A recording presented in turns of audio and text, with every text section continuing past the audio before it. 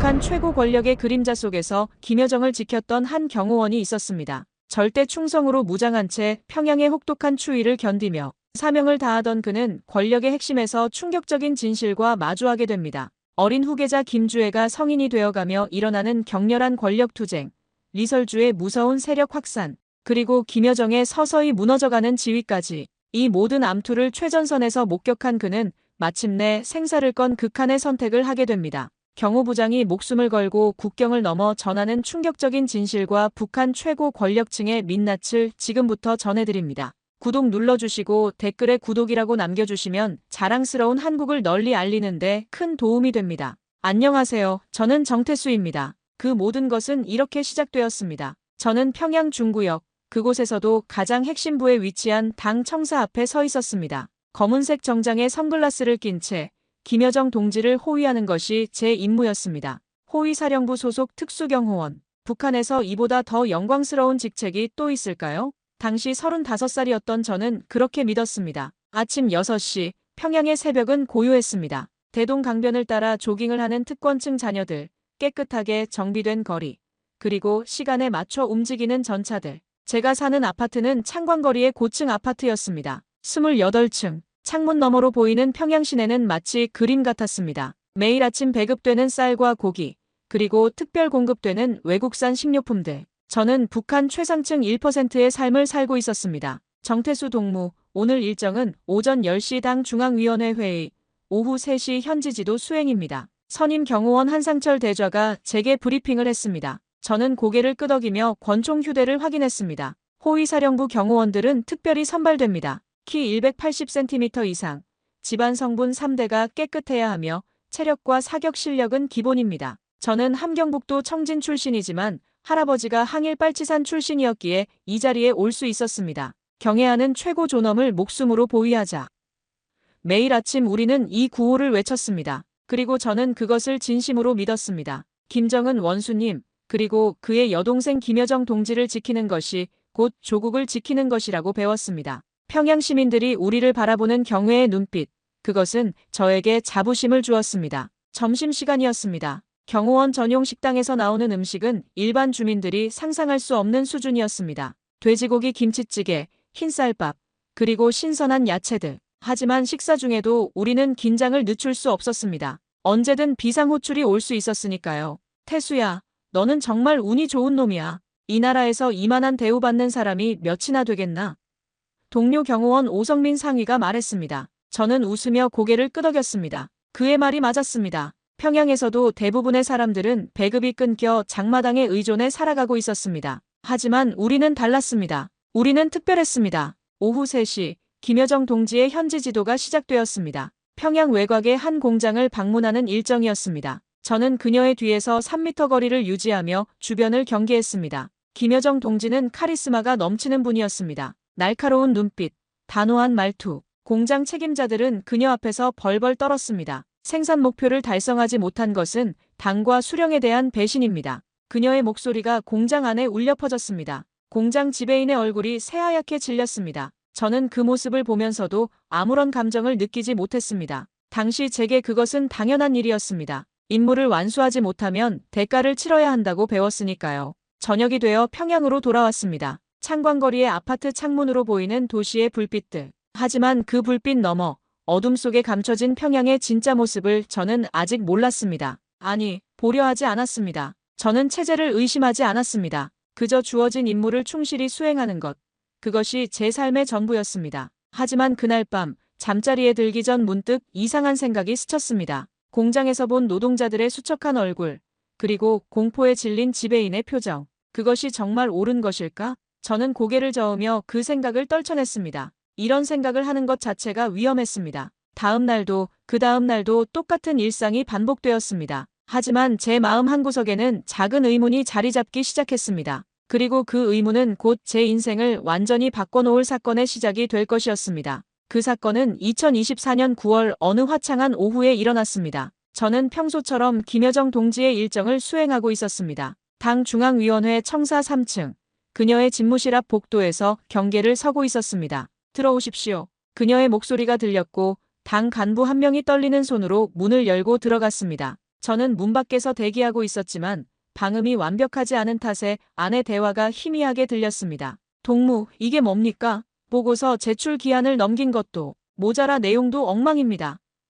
김여정 동지의 목소리였습니다. 하지만 그날의 목소리는 평소보다 훨씬 더 날카로웠습니다. 마치 칼날 같았습니다. 죄송합니다. 김여정 동지, 다시 작성하겠습니다.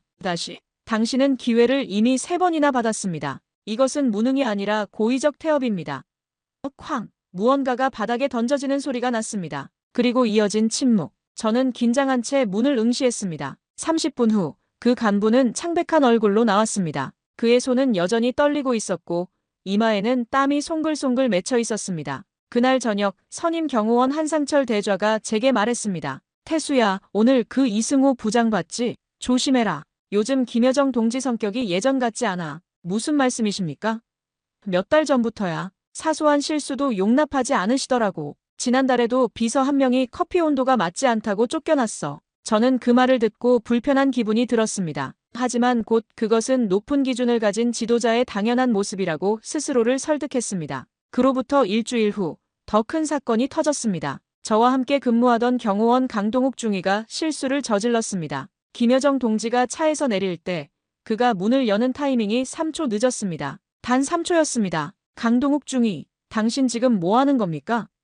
김여정 동지가 차에서 내리며 날카롭게 소리쳤습니다. 강동욱 중위는 즉시 고개를 숙였습니다. 죄송합니다. 김여정 동지. 죄송하다고요? 당신은 경호원입니다. 3초의 지체가 어떤 결과를 낳는지 모릅니까? 만약 위급 상황이었다면? 변명의 여지가 없습니다. 저는 강동욱 중위를 바라보았습니다. 그는 제 동기였습니다. 함께 훈련받고 함께 임무를 수행한 전우였습니다. 그의 실력은 누구보다 뛰어났고 충성심도 확실했습니다. 하지만 그날, 아마도 전날 밤 비상대기로 잠을 못 자서 순간적으로 집중력이 흐트러진 것뿐이었습니다. 그날 오후 강동욱 중위는 호위사령부로 소환되었습니다. 저는 불안한 마음으로 그를 기다렸습니다. 하지만 그는 돌아오지 않았습니다. 강동욱 중위는 어떻게 됐습니까? 제가 한상철 대좌에게 물었습니다. 그는 한숨을 쉬며 고개를 저었습니다. 정치 범수용 소행이야. 가족들도 함께. 뭐라고요? 단지 문 여는 것이 조금 늦었다고요? 쉿, 조심해. 그건 우리가 판단할 일이 아니야. 김여정 동지께서 결정하신 거야. 그 순간 저는 머리를 세게 얻어맞은 것 같았습니다. 강동욱 중위의 아내와 7살짜리 딸이 떠올랐습니다. 제가 그의 집에 놀러 갔을 때 그 어린 딸아이가 아빠를 자랑스러워하며 웃던 모습이 선명했습니다. 그 가족 전체가 단지 3초의 실수 때문에 정치 범수용소로 보내진 것입니다. 그날 밤 저는 잠을 이룰 수 없었습니다. 창밖으로 보이는 평양의 불빛이 갑자기 낯설게 느껴졌습니다. 이 화려한 도시 뒤에 얼마나 많은 강동욱 중위 같은 사람들이 있을까? 얼마나 많은 가족들이 사소한 실수로 인생이 파괴되었을까? 이건 잘못된 거야. 저는 처음으로 그런 생각을 입 밖으로 냈습니다. 작은 목소리였지만 제 귀에는 천둥소리처럼 크게 들렸습니다. 이런 생각을 하는 것만으로도 위험하다는 것을 알았습니다. 하지만 막을 수 없었습니다. 다음 날 아침 출근길에 본 평양 시민들의 얼굴이 달리 보였습니다. 그들도 저처럼 두려움 속에서 살고 있는 것은 아닐까? 그들도 저처럼 의문을 품고 있지만 입 밖으로 내지 못하는 것은 아닐까? 정태수 동무, 괜찮아? 얼굴이 안 좋은데. 동료가 물었습니다. 저는 억지로 웃으며 고개를 저었습니다. 아닙니다. 괜찮습니다. 하지만 괜찮지 않았습니다. 제 안에서 무언가가 변하고 있었습니다. 그때 처음으로 깨달았습니다. 제가 지금까지 믿어왔던 것들, 제가 지켜왔던 체제가 어쩌면 잘못된 것일 수도 있다는 것을, 그리고 그 깨달음은 돌이킬 수 없는 것이었습니다. 강동욱 중위가 사라진 지 한 달이 지났습니다. 하지만 그의 빈자리는 채워지지 않았습니다. 아니, 채워질 수 없었습니다. 우리 경호팀은 8명에서 7명이 되었고 그 빈자리는 마치 경고의 표시처럼 그대로 남아 있었습니다. 다들 정신 차려. 앞으로는 더 철저하게 임무를 수행해야 한다. 한상철 대좌의 말에 우리는 고개를 끄덕였습니다. 하지만 그의 눈빛에서도 두려움을 읽을 수 있었습니다. 강동욱 중위의 일은 우리 모두에게 경고였습니다. 누구도 안전하지 않다는 것을. 그해 10월 상황은 더욱 악화되었습니다. 김여정 동지의 성격은 날이 갈수록 예측 불가능해졌습니다. 어떤 날은 조용히 업무를 보시다가도 갑자기 폭발하곤 했습니다. 우리는 매 순간 긴장의 끈을 놓을 수 없었습니다. 정태수. 어느 날 오전 갑자기 집무실에서 제 이름이 호명되었습니다. 심장이 철렁 내려앉았습니다. 저는 서둘러 들어갔습니다. 예, 김여정 동지. 오늘 아침 차량 점검은 제대로 했습니까? 예, 완벽하게 점검했습니다. 그녀는 저를 날카롭게 쳐다보았습니다. 그 시선이 마치 제 내면까지 꿰뚫어보는 것 같았습니다. 정말입니까? 오늘 아침 차 시트에 먼지가 있었습니다. 이것이 완벽한 점검입니까? 죄송합니다. 제 불찰입니다. 저는 즉시 고개를 숙였습니다. 온몸에 식은땀이 흘렀습니다. 강동욱 중위의 얼굴이 떠올랐습니다. 제 차례가 온 것인가? 다음에 한 번 더 이런 일이 있으면 당신도 강동욱 중위처럼 될 것입니다. 알겠습니까? 명심하겠습니다. 집무실을 나왔을 때 저는 거의 쓰러질 뻔했습니다. 동료들이 저를 부축했습니다. 그들의 눈빛에도 공포가 서려 있었습니다. 오늘은 제가 당했지만 내일은 그들 중 누구라도 될 수 있었으니까요. 그날 밤 집에 돌아와서도 저는 잠을 이룰 수 없었습니다. 아내가 걱정스러운 눈빛으로 저를 바라보았습니다. 여보, 무슨 일 있어요? 요즘 얼굴이 너무 안 좋아요. 아니야, 괜찮아. 하지만 괜찮지 않았습니다. 저는 매일매일이 전쟁터 같았습니다. 언제 터질지 모르는 지뢰밭을 걷는 기분이었습니다. 그리고 가장 무서운 것은 이런 생활이 언제 끝날지 알 수 없다는 것이었습니다. 11월 초 더 충격적인 사건이 일어났습니다. 당 중앙위원회 부부장이었던 남궁철 동무가 공개 비판을 받았습니다. 이유는 김여정 동지의 지시를 제대로 이행하지 못했다는 것이었습니다. 우리 경호원들도 그 자리에 배치되어 지켜보아야 했습니다. 남궁철 동무는 당의 방침을 제대로 이해하지 못하고 자신의 무능함을 숨기려 했습니다. 비판회장에서 한 간부가 외쳤습니다. 남궁철 동무는 무릎을 꿇은 채 고개를 숙이고 있었습니다. 그는 60이 넘은 노인이었습니다. 평생을 당에 충성하며 살아온 사람이었습니다. 하지만 그의 충성심도 나이도 경력도 아무 소용이 없었습니다. 저는 제 잘못을 깊이 반성합니다. 그의 목소리는 떨리고 있었습니다. 저는 그 모습을 보며 분노가 치밀어 올랐습니다. 동시에 두려웠습니다. 저도 언젠가 저 자리에 설 수 있다는 생각에. 비판회가 끝나고 남궁철 동무는 모든 직책에서 해임되었습니다. 그리고 그의 가족들도 평양에서 추방되었다는 소문이 돌았습니다. 60평생을 당에 바친 사람의 말로가 이것이었습니다. 이대로는 안 돼. 이대로는 살 수 없어. 저는 밤마다 이 말을 되뇌었습니다. 하지만 어떻게 해야 할까? 탈출? 그것은 상상조차 할 수 없는 일이었습니다. 호위사령부 경호원의 탈출은 곧 반역이었습니다. 잡히면 공개 처형입니다. 가족들도 3대가 멸문지화를 당합니다. 태수야, 요즘 표정이 이상해. 무슨 생각하고 있는 거야? 한상철 대좌가 제게 물었습니다. 저는 화들짝 놀라며 고개를 저었습니다. 아닙니다. 아무 생각도 없습니다. 조심해. 지금은 모두가 예민할 때야. 이상한 행동하면 안 돼. 그의 말은 경고였습니다. 동시에 걱정이기도 했습니다. 하지만 저는 이미 결심하고 있었습니다. 여기서 죽을 것인가 아니면 탈출을 시도할 것인가. 강동욱 중위처럼 사소한 실수로 수용소에 끌려갈 것인가 아니면 자유를 향해 도전할 것인가. 12월의 추운 어느 밤 저는 창밖의 평양 야경을 바라보며 최종 결정을 내렸습니다. 이곳에서는 더 이상 인간답게 살 수 없습니다. 매일 공포에 떨며 언제 숙청당할지 모르는 삶. 이것은 삶이 아니었습니다. 감옥이었습니다. 화려한 감옥. 그리고 저는 그 감옥에서 탈출하기로 결심했습니다. 12월 중순 결정적인 순간이 찾아왔습니다. 김여정 동지의 함경북도 현지지도 일정이 잡혔습니다. 청진과 무산을 거쳐 해산까지 가는 3박 4일 일정이었습니다. 해산, 양강도의 국경도시, 중국과 가장 가까운 곳. 이번이 기회야. 저는 그날 밤 잠도 자지 않고 계획을 세웠습니다. 호위사령부 경호원이라는 신분은 역설적으로 제게 큰 이점을 주었습니다. 저는 국경지역의 경비 배치를 알고 있었고 순찰 시간표도 파악하고 있었습니다. 무엇보다 경호원으로서의 이동 자유가 있었습니다. 하지만 문제가 있었습니다. 가족이었습니다. 아내와 8살 된 아들. 제가 탈출하면 그들은 정치범수용소로 끌려갈 것이 분명했습니다. 3대 연좌제. 북한에서는 한 사람의 죄가 가족 전체의 죄가 됩니다. 어느 날 밤 저는 아내에게 조심스럽게 물었습니다. 여보, 만약 우리가 다른 곳에서 살 수 있다면 어떨 것 같아? 아내는 놀란 눈으로 저를 바라보았습니다. 그리고 작은 목소리로 물었습니다. 당신 무슨 생각하는 거예요?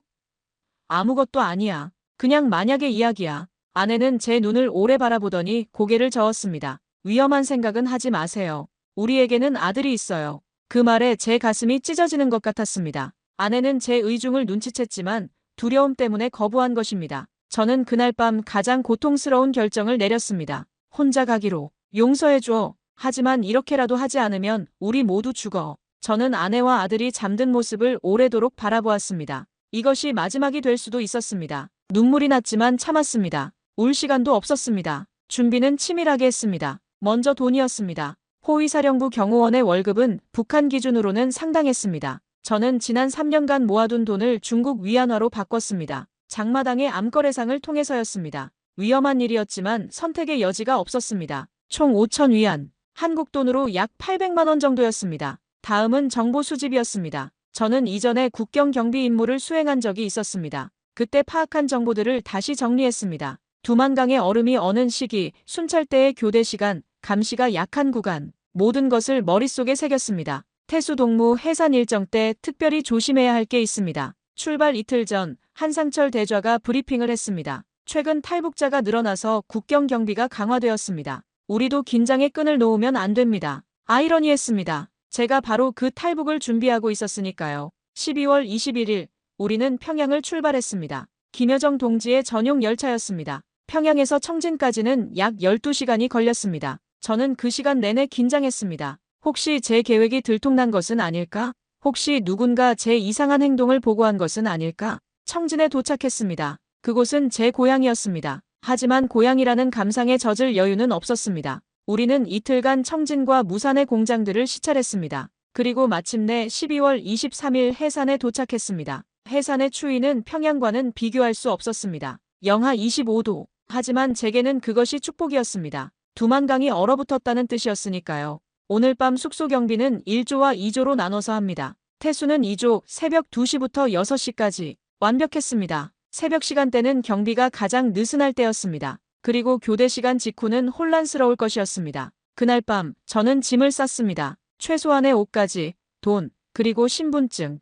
호위사령부 경호원 신분증은 북한 어디서든 통할 수 있었습니다. 하지만 국경을 넘으면 그것은 아무 의미가 없었습니다. 저는 아내에게 마지막 편지를 썼습니다. 하지만 곧 찢어버렸습니다. 편지가 발견되면 아내가 더 위험해질 것이었습니다. 대신 마음속으로 말했습니다. 미안해. 그리고 사랑해. 언젠가 꼭 다시 만나자. 자유로운 땅에서. 새벽 1시 50분. 저는 경비교대를 위해 나갔습니다. 하지만 제 목적지는 숙소 입구가 아니었습니다. 국경이었습니다. 두만강이었습니다. 자유였습니다. 죽을 각오로 간다. 잡히면 총살이다. 하지만 여기 남아도 언젠가는 죽는다. 그렇다면 차라리 자유를 향해 죽겠다. 저는 어둠 속으로 걸어 들어갔습니다. 돌아올 수 없는 길. 하지만 저는 주저하지 않았습니다. 뒤돌아보지도 않았습니다. 앞만 보고 걸었습니다. 자유를 향해. 새벽 2시. 해산의 밤은 고요했습니다. 영하 27도의 혹한. 숨을 쉴 때마다 입김이 하얗게 얼어붙었습니다. 저는 경호원 제복 안에 최대한 많은 옷을 껴입었습니다. 그리고 주머니에는 중국 위안화 5,000원이 들어있었습니다. 숙소에서 두만강까지는 약 3km. 저는 익숙한 길을 따라 걸었습니다. 호위사령부 경호원이라는 신분 덕분에 초소를 지나는 것은 어렵지 않았습니다. 동무, 이 시간에 어디 가십니까? 초소 보초가 물었습니다. 저는 침착하게 대답했습니다. 국경 경비 상황을 점검하라는 지시를 받았습니다. 김여정 동지께서 직접 내리신 명령입니다. 김여정 동지의 이름을 듣자 보초는 즉시 자세를 바로 했습니다. 알겠습니다. 조심히 다녀오십시오. 그렇게 저는 첫 번째 관문을 통과했습니다. 하지만 진짜 어려움은 이제부터였습니다. 두만강이 보이기 시작했습니다. 어둠 속에서도 하얗게 얼어붙은 강의 모습이 선명했습니다. 저 너머가 중국입니다. 저 너머가 자유입니다. 하지만 그 사이에는 지뢰밭과 순찰대, 그리고 철조망이 있었습니다. 저는 제가 파악한 정보를 떠올렸습니다. 이 지역 순찰대는 2시간마다 교대합니다. 그리고 교대 직후 15분간은 인수인계로 혼란스럽습니다. 바로 지금이 그 시간이었습니다. 철조망 앞까지 왔습니다. 다행히 제가 알던 구간이었습니다. 이곳은 지뢰가 없는 구간이었습니다. 저는 경호원 훈련 때 배운 철조망 돌파 기술을 사용했습니다. 철사를 구부리고 몸을 낮춰 기어서 통과했습니다. 거기 누구냐? 갑자기 뒤에서 목소리가 들렸습니다. 순찰대였습니다. 제 심장이 멈추는 것 같았습니다. 발각되었습니다. 이제 끝입니다. 나 정태수 대위다. 호위사령부 소속.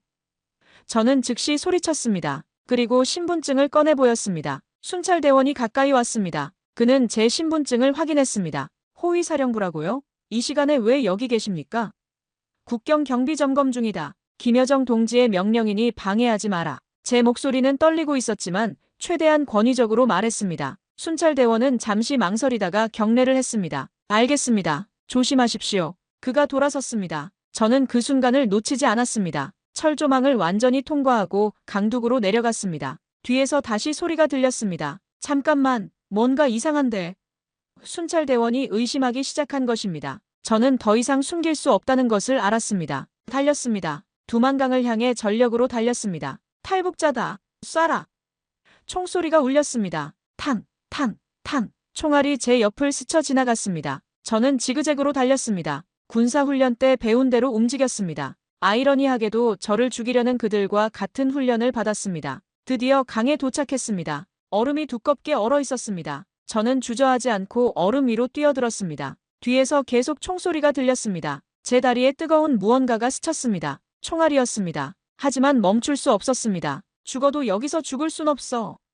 저는 소리치며 달렸습니다. 얼음 위는 미끄러웠습니다. 한 번, 두 번 넘어졌습니다. 손과 무릎에서 피가 났습니다. 하지만 일어나서 다시 달렸습니다. 뒤를 돌아볼 여유도 없었습니다. 강 한가운데쯤 왔을 때 갑자기 얼음이 갈라지는 소리가 들렸습니다. 드득, 제 발밑 얼음에 금이 가기 시작했습니다. 공포가 엄습했습니다. 이곳에서 얼음이 깨지면 구조받을 수 없습니다. 영하 20도가 넘는 물에 빠지면 몇 분 안에 동사합니다. 저는 체중을 분산시키기 위해 엎드려서 기어가기 시작했습니다. 천천히 조심스럽게. 하지만 총알은 계속 날아왔습니다. 저 멀리서 순찰대의 불빛이 보였습니다. 그들이 강둑에 모여들고 있었습니다. 제발 제발 저는 기도했습니다. 신을 믿지 않았지만 그 순간만큼은 간절히 기도했습니다. 그리고 마침내 강 반대편에 도착했습니다. 중국 땅이었습니다. 저는 강둑을 기어올라 숲속으로 뛰어들었습니다. 뒤에서 들리는 총소리가 점점 멀어졌습니다. 저는 계속 달렸습니다. 얼마나 달렸는지 모르겠습니다.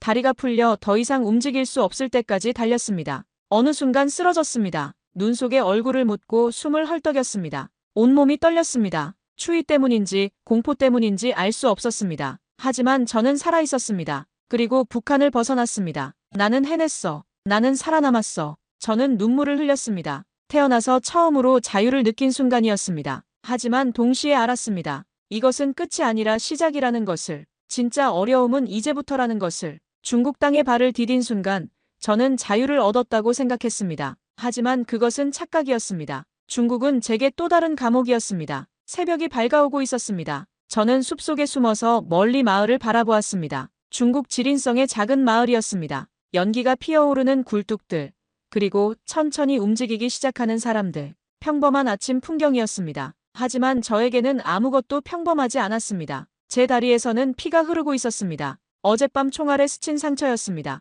깊지는 않았지만 치료가 필요했습니다. 옷은 젖어서 얼어붙었고 손과 발은 동상 직전이었습니다. 무엇보다 배가 고팠습니다. 마지막으로 먹은 것이 언제였는지 기억도 나지 않았습니다. 물이라도 구해야 해. 저는 조심스럽게 마을로 내려갔습니다. 아침 일찍이라 사람들이 많지 않았습니다. 저는 모자를 깊이 눌러쓰고 작은 가게로 들어갔습니다. 중국어는 할 줄 몰랐지만 물병을 가리키며 위안화를 내밀었습니다. 가게 주인이 저를 이상하게 쳐다보았습니다. 제 차림새가 수상했을 것입니다. 젖은 옷, 피 묻은 바지, 그리고 떨리는 손. 하지만 다행히 그는 아무 말 없이 물과 빵을 건네주었습니다. 밖으로 나왔을 때 경찰차가 지나갔습니다. 저는 본능적으로 몸을 숨겼습니다. 중국 공안은 탈북자를 발견하면 북한으로 송환합니다. 그렇게 되면 저는 공개 처형입니다. 가족들도 함께 수용소로 끌려갑니다. 브로커를 찾아야 해. 탈북을 도와주는 브로커들이 있다는 이야기를 들었습니다. 하지만 그들을 어디서 어떻게 찾아야 할까?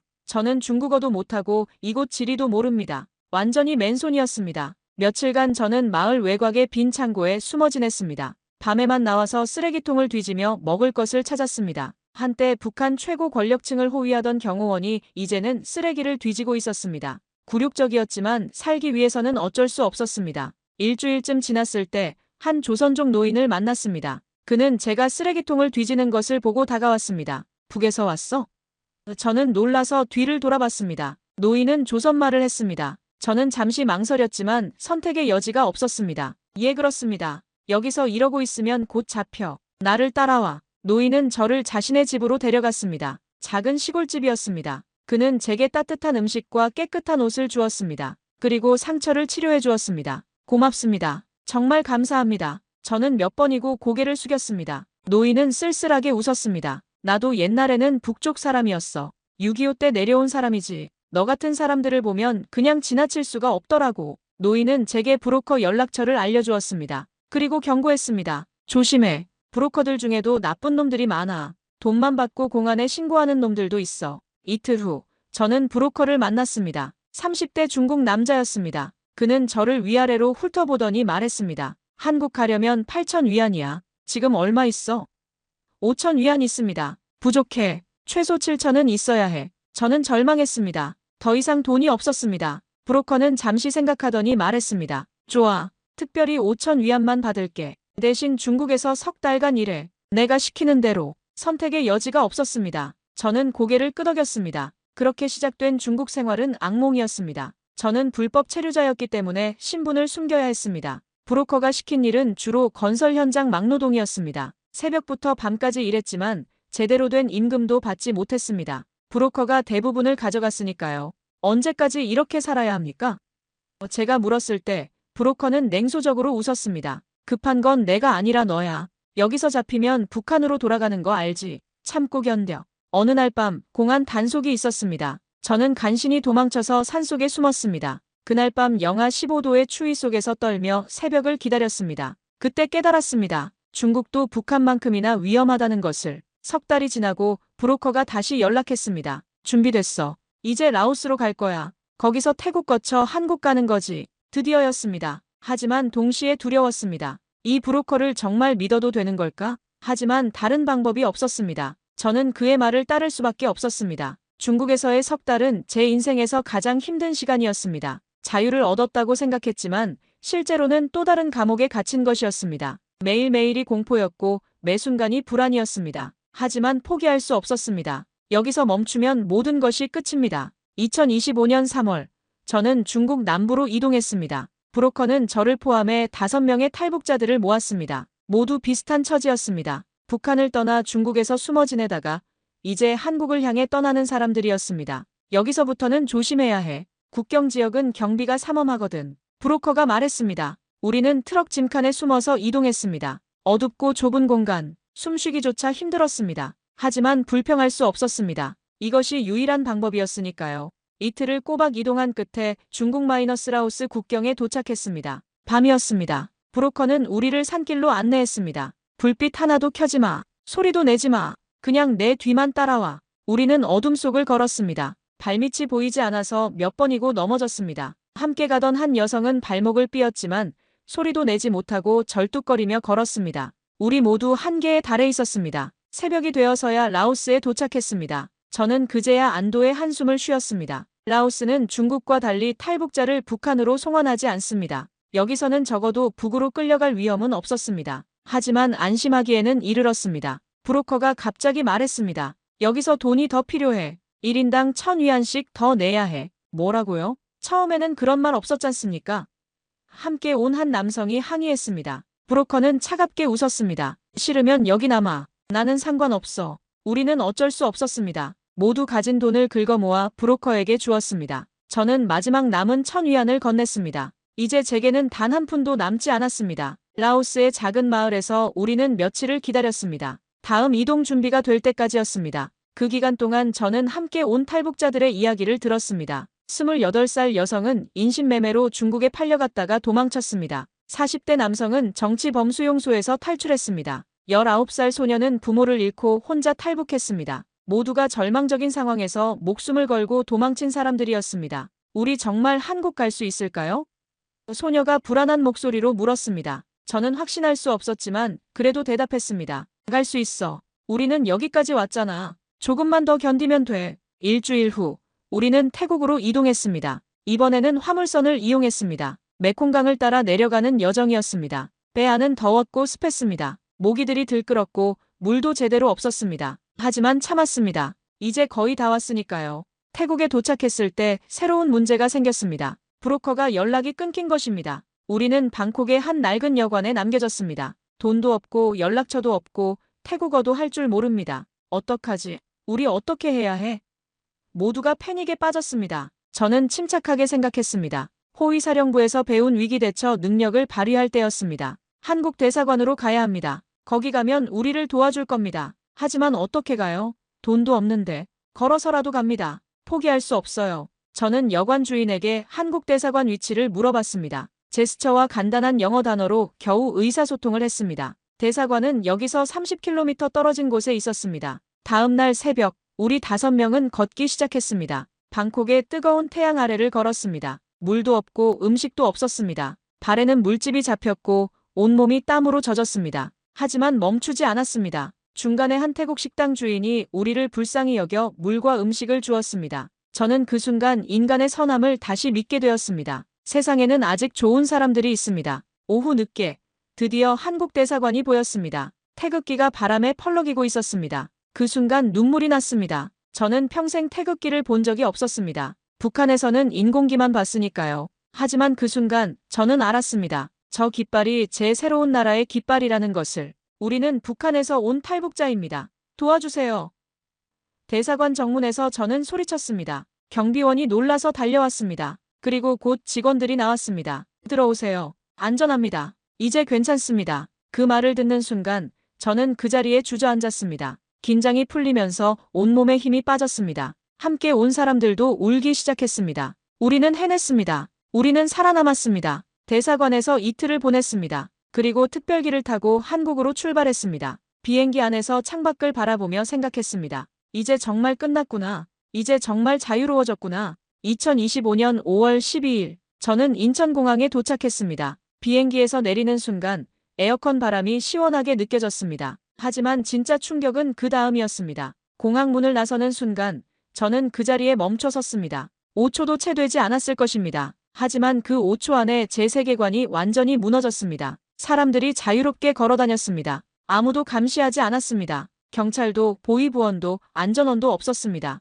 사람들은 큰 소리로 웃고 자유롭게 대화하고 마음대로 움직였습니다. 어떤 사람은 정부를 비판하는 말을 하면서도 아무렇지 않게 걸어갔습니다. 이게 정말 가능한 거구나. 저는 중얼거렸습니다. 북한에서는 상상조차 할 수 없는 풍경이었습니다. 공항 벤치에 앉아있는 사람들, 핸드폰을 자유롭게 쓰는 사람들, 외국인들과 편하게 대화하는 사람들. 모든 것이 충격이었습니다. 편의점이 보였습니다. 24시간 운영한다는 표시가 있었습니다. 저는 믿을 수 없었습니다. 밤에도 가게가 열려 있다고? 허가 없이? 당 간부의 승인도 없이? 북한에서 온 분이시죠? 저를 따라오세요. 통일부 직원이 저를 안내했습니다. 저는 다른 탈북자들과 함께 버스에 올랐습니다. 서울로 가는 길이었습니다. 창밖으로 보이는 풍경에 저는 계속 놀랐습니다. 고속도로가 넓고 깨끗했습니다. 차들이 질서정연하게 달렸습니다. 휴게소에 들렀을 때는 더욱 놀랐습니다. 음식이 넘쳐났습니다. 라면, 김밥, 빵, 과일, 커피. 배급표도 없이 줄도 서지 않고 그냥 돈만 내면 살 수 있었습니다. 이게 다 진짜인가요? 제가 직원에게 물었습니다. 그는 웃으며 대답했습니다. 네, 진짜입니다. 이제 당신도 이 모든 것을 누릴 수 있습니다. 눈물이 났습니다. 제가 목숨을 걸고 찾던 것이 바로 이것이었습니다. 자유, 선택할 수 있는 자유, 두려움 없이 살 수 있는 자유. 저는 하나원에 입소했습니다. 탈북자들을 위한 정착 교육시설이었습니다. 그곳에서 석 달간 한국 사회에 적응하는 법을 배웠습니다. 한국어 표현, 경제 시스템, 민주주의, 인권, 모든 것이 새로웠습니다. 특히 충격적이었던 것은 인터넷이었습니다. 북한에서는 인터넷이 철저히 통제됩니다. 하지만 여기서는 누구나 자유롭게 정보를 검색할 수 있었습니다. 저는 북한에 대한 정보를 찾아봤습니다. 그리고 충격을 받았습니다. 제가 알던 북한과 실제 북한이 너무 달랐습니다. 우리는 속았던 거야. 평생을 속았던 거야. 함께 교육받던 다른 탈북자가 말했습니다. 저도 고개를 끄덕였습니다. 우리는 모두 거짓 속에서 살았습니다. 위대한 수령, 강성대국, 인민의 낙원, 모두 거짓이었습니다. 하나원을 수료하고 저는 서울에 정착했습니다. 정부에서 주는 정착금과 임대 아파트 지원을 받았습니다. 작은 원룸이었지만 제게는 궁전 같았습니다. 제 집이 생긴 것입니다. 누구의 허락도 필요 없는 제 공간이. 처음으로 슈퍼마켓에 갔을 때의 일을 잊을 수 없습니다. 온갖 식료품이 가득했습니다. 과일, 고기, 채소, 과자, 음료수. 배급표도 필요 없고 당의 승인도 필요 없었습니다. 그냥 원하는 것을 고르면 됐습니다. 저는 그 앞에서 한참을 서 있었습니다. 선택지가 너무 많아서 무엇을 골라야 할지 몰랐습니다. 손님, 도움이 필요하세요? 직원이 친절하게 물었습니다. 북한에서는 상점 직원들이 불친절했습니다. 물건을 사는 것이 특권이었으니까요. 하지만 여기서는 달랐습니다. 손님이 왕이었습니다. 일자리를 구했습니다. 처음에는 공장에서 일했습니다. 힘들었지만 정당한 임금을 받았습니다. 밀리지 않고 속이지 않고 제 시간에 받았습니다. 그 돈으로 제가 원하는 것을 살 수 있었습니다. 이것이 바로 자유였습니다. 밤에 거리를 걸을 때마다 감동했습니다. 불빛이 가득했습니다. 24시간 영업하는 가게들, 자유롭게 돌아다니는 사람들, 웃고 떠드는 젊은이들. 북한에서는 밤 10시만 넘으면 통금이었습니다. 하지만 여기서는 새벽까지도 사람들이 자유롭게 활동했습니다. 가장 감동적이었던 순간은 투표를 했을 때였습니다. 제 한 표로 대통령을 선택할 수 있다는 것, 그 권리가 제게 있다는 것, 북한에서는 상상조차 할 수 없는 일이었습니다. 지금 저는 작은 회사에서 일하고 있습니다. 월급을 받고 세금을 내고 저축도 합니다. 주말에는 친구들과 영화를 보러 가기도 하고 카페에서 커피를 마시기도 합니다. 평범한 일상입니다. 하지만 저에게는 이 평범함이 기적입니다. 아직도 가끔 악몽을 꿉니다. 북한으로 끌려가는 꿈, 김여정 동지 앞에서 처형당하는 꿈. 그럴 때마다 식은땀을 흘리며 깹니다. 하지만 창문을 열고 서울의 불빛을 보면 안심합니다. 여기는 한국입니다. 저는 자유입니다.